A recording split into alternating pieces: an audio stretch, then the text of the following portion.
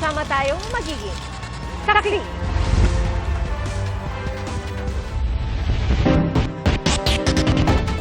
Nagwala ang isang lalaki sa Divisoria, Maynila at nakasuntok pa umano ng rumespondeng polis. Sa Quezon City naman, pinaghahanap ng isang e-bike driver na minartilyo ang truck ng nakaalitang driver. Sa dalawang insidente, parehong nairita umano sa busina ang mga sangkot. Saksi, si Mark Salazar. Basagin mo! Basagin mo! Basagin mo! Kahit anong awat ng kasama niyang babae, ayaw papigil ng isang e-bike driver sa Quezon City. Galit na galit ang lalaki habang pinupukpok ng martilyo ang truck. Ang bidyong ito kuha ng nakaalitan niyang truck driver nitong Biyernes sa Sergeant Rivera Street. Hawak na ito ng mga pulis para sa investigasyon. Tingnan natin ngayon tapang mo! Sigat ka na ngayon! Ayon sa pulisya, nag-ugat ang alitan sa Away Kalsada. Kung tinanong namin yung ating victim, sumingit itong e-bike, naunahan siya. Ngayon, ginawa na itong binusinahan ng businahan, na irita ngayon itong naka-e-bike yun. At hinarang siya, nagkaroon sila ng commotion. Ayon sa driver ng truck, sinapak umano siya ng driver ng e-bike bago siya nakapag-video. Kakasuhan natin siya, definitely, ng malicious mischief and physical injuries. At medyo nasaktan niya rin yung driver na kanyang nakasagutan. According do sa driver, sa video kasi parang hindi napakitang na natamaan din yung driver daw. Napalo niya nung handle nung una silang nagkaanuhan, napans niya itong tao na ito. Natuntunan ng pulisya ang tirahan ng e-bike driver pero nagtataguraw siya ngayon.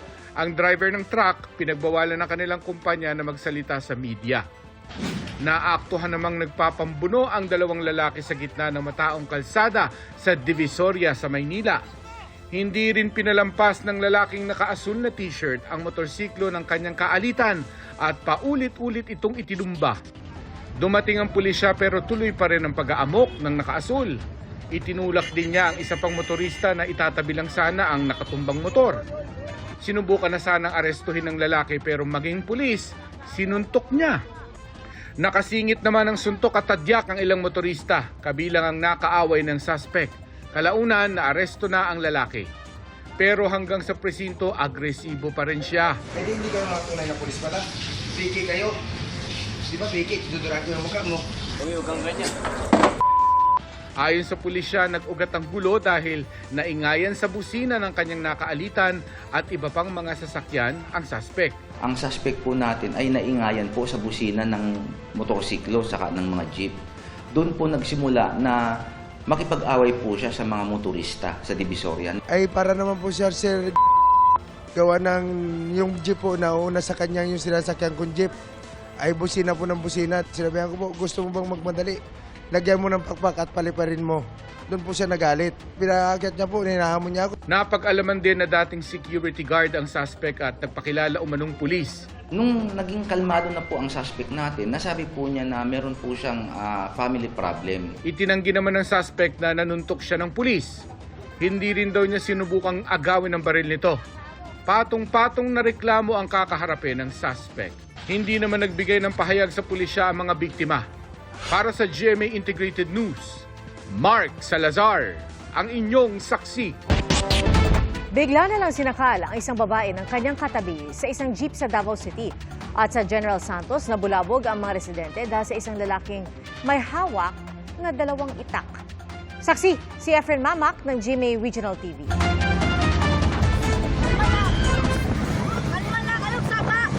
Panay ang dili ng babaeng ito habang sinasakal ang isang lalaki sa loob ng jeep sa National Highway sa Davao City.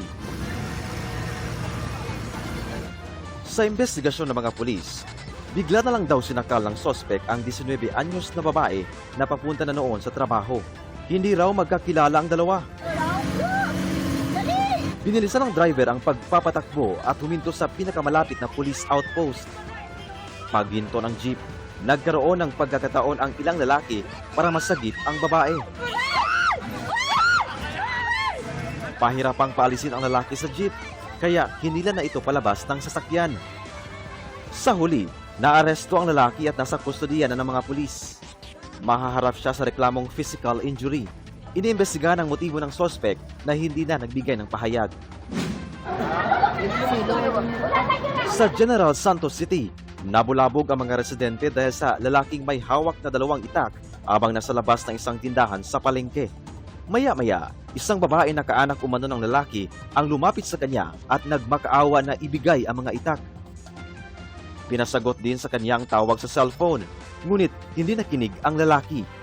Maya-maya, dahan-dahan siyang nilapitan ng mga pulis. Para hindi ito maalarma, may miyembro ng SWAT na tinanggal ang kanyang baril. Pero di pa rin ito nagpatinag hanggang sa...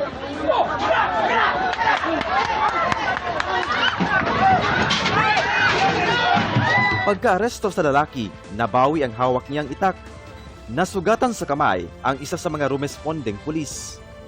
Ayon sa suspect, dumaan lang mano siya sa nasabing lugar nang makatagpo niya ang isang kasamahan sa trabaho na tinatakot siya na saktan. Kaya bilang depensa, kumuha siya ng mga itak na paninda ng nasabing tindahan. Humingi naman siya ng tawad sa kanyang nagawa. Tungo na to sa kalagot na to. Kailangan kong birahan na to. Walang ibang nasugatan sa insidente. Posibleng maharap ang suspect sa reklamong alarm and scandal, illegal possession of bladed weapons at direct assault. Para sa GMA Integrated News, ako si Efren Bama ng GMA Regional TV, ang inyong saksi. Nahukay sa isang garahe sa Cavite ang mga kalansay na pinaniniwalaang sa mag-inang Chinese national na kasama sa dinukot na pamilya sa Muntinlupa noon pang 2023. Saksi, si June Veneracion. October 2023, nang dukutin sa isang exclusive subdivision sa Muntinlupa ang buong pamilya ng pawang Chinese. Pinakawalan agad noon ang mga Pilipinong nagtatrabaho sa kanila. Ilang araw matapos ito, natagpo ang patay ang padre de pamilya at 3 iba pa sa Quezon at Rizal. Nawawala naman ang mag-inang biktima. At itong Biyernes, sa garahe ng isang bahay sa General Trias, Cavite, may nahukay ng mga kalansay na pinaniniwalaang sa mag-inang Chinese national. This is a sad development because this would somehow confirm na talaga yung ating fear na maaaring patay na nga po itong mag-ina po na ito. However, we still have to wait for the official result po ng DNA examination.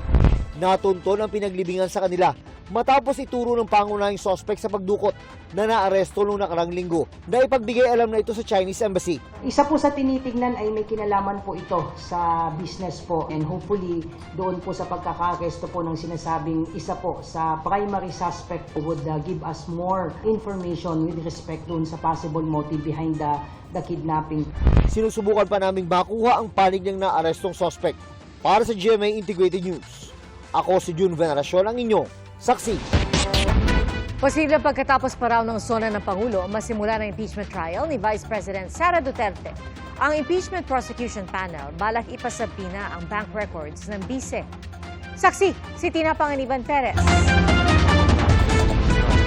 Isa sa napagkasunduan ng 11 kongresistang bumubuo sa impeachment prosecution panel, ipasabina ang bank records ni Vice President Sara Duterte. Kabilang sa 7 articles of impeachment laban sa bise, ang pagkakaroon umano ng unexplained wealth at hindi pagdedeklara ng lahat ng kanyang yaman sa Statement of Assets, Liabilities, and Net Worth o SALN. Ito naman po talaga ginagawa naman po hindi lamang po sa impeachment, maski naman po sa mga regular court. Kasi ang impeachment po, ang isa lamang po sa mga exemption sa bank secrecy law.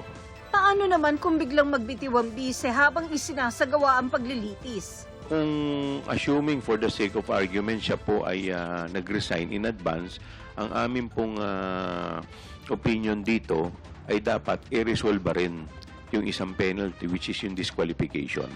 Dahil ang pagre-resign niya, ang nare-resolve lang neto yung removal. Pero hindi po nadidesisyonan yung isa pong hinihingi po naming relief which is yung disqualification. Marami na raw mga abogadong nagbo-voluntaryong tumulong sa impeachment prosecution panel. Kung kailan naman pwedeng idaos ang impeachment trial, nanindigan ng ilang impeachment prosecutors na pwede itong gawin kahit naka-recess ang Kongreso. It's not a matter of minamadali or what, no? Ang amin kasing appreciation dito ay this is a constitutional duty that we need really to address. So whether may election or wala, it is my humble submission that we need to proceed right away. Alam naman po natin, nakasaad po doon yung ginamit po ng ating konstitusyon, yung salitang shall at saka forthwith. Yung shall po, ibig sabihin po niyan ay mandatory. At yung forthwith po, ang ibig sabihin po niyan, immediately. Pero syempre, respetuhin po natin kung ano po ang kanilang opinion dito. Pero wala naman nakikitang problema ang mga impeachment prosecutor kung tatawid sa 20th Congress ang impeachment trial.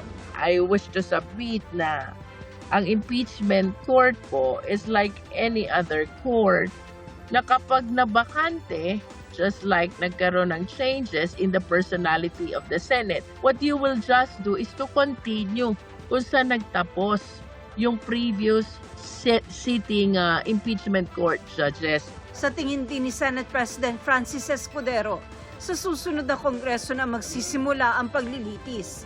Kailangan pa raw kasi aprubahan ng plenaryo ang impeachment rules at pwede lang yan magawa sa June 2 kapag nag-resume ang sesyon. Saka palang uusad ang pre-trial proceedings. Kaya ayon kay Escudero, pagkatapos na ng sona ng Pangulo sa July 21, masisimula ng impeachment trial. Ang daming pang gagawin bago yung actual impeachment court ay kinakailangan umupo at dinggin ng anumang bagay. At sa loob ng 6 na araw, maski na 30 araw, baka hindi pa matapos yun. Yan yung sinasabi ni Senator Coco, ang ating minority leader na in-interview niya na 10 days, 10 days, 10 days, 10 days. Ubus na yung June 30 eh. Wala rin nakikitang problema si Escudero kung tatawid sa 20th Congress ang impeachment. Pero anumang desisyon na ng 19th Congress, pwede raw baguhin ang mga mambabatas na mahahalal sa 20th Congress. We will cross the bridge when we get there because at any point in time, dahil tumawid nga, the new Congress can always vote to withdraw the impeachment complaint. Ito ang unang beses na mangyayari ito. May karapatan sino man mag-question ito. Pero tulad ng sinabi ko, hanggat walang TRO ang Korte Suprema, gagawin namin kung ano ang tingin naming tama kaugnay sa paglilitis na ito.